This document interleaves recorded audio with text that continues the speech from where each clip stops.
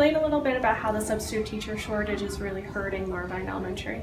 Certainly. Well, what happens is when teachers are out, we do have a building sub to cover one class, but if it's more than one teacher that's out for a day, then I have to rely on my ESL teachers, my special education teachers, and my reading specialists. So the students that would receive their services during the day do not, because I have to pull them into the classroom.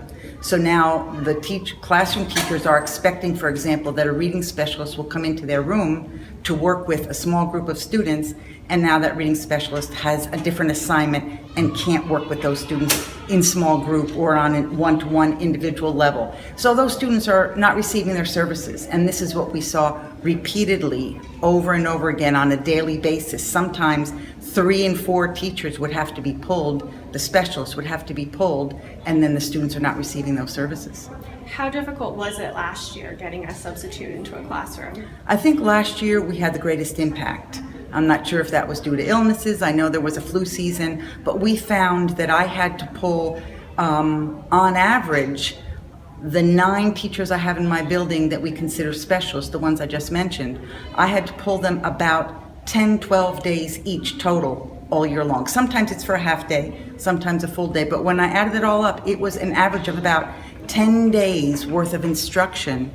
Each one of them maybe sees 25 students a day, so that's a lot of instruction time lost. How is that impacting students when it comes time for testing and everything else? Well, it's very difficult, especially for those students who are struggling learners, because largely these teachers work with the struggling learners. So now they're not getting that individualized attention. So when it comes to testing, those students have missed out on closing that gap.